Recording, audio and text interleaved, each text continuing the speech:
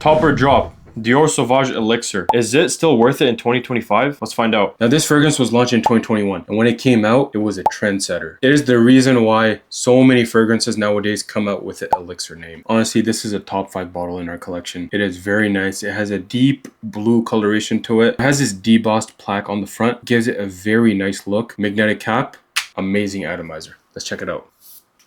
Right off the bat, this is spicy. I don't remember the notes at all, to be honest. I just remember a few here and there. Just from the air, there's a lot of like deep, rich spiciness to this. This has some undertone of Dior Sauvage to it. However, this is a completely different fragrance and it stands alone in the whole Sauvage lineup. It is such a masterfully created fragrance. It has some old school aspect to it, but it's also modernized. I would argue further and say that this is niche level. What I get is a blast of spice and some citrus. Let's get those notes up. Nutmeg, cinnamon, cardamom, grapefruit, lavender, licorice, sandalwood, amber, patchouli, and Haitian vetiver. It's that patchouli. I didn't know this had patchouli in it. Let's see if we pick up on any of those notes.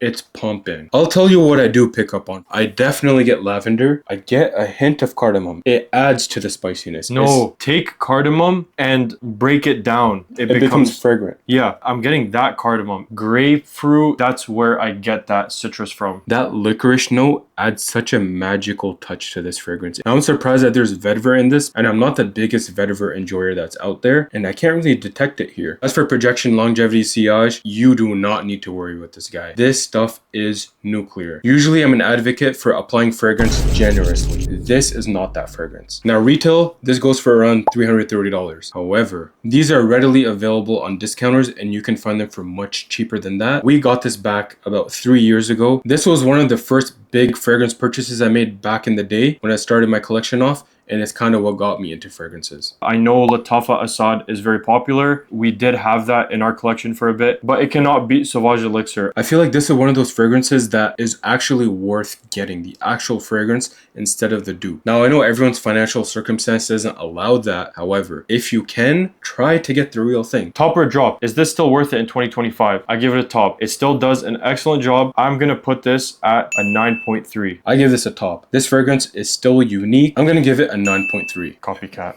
See you next time.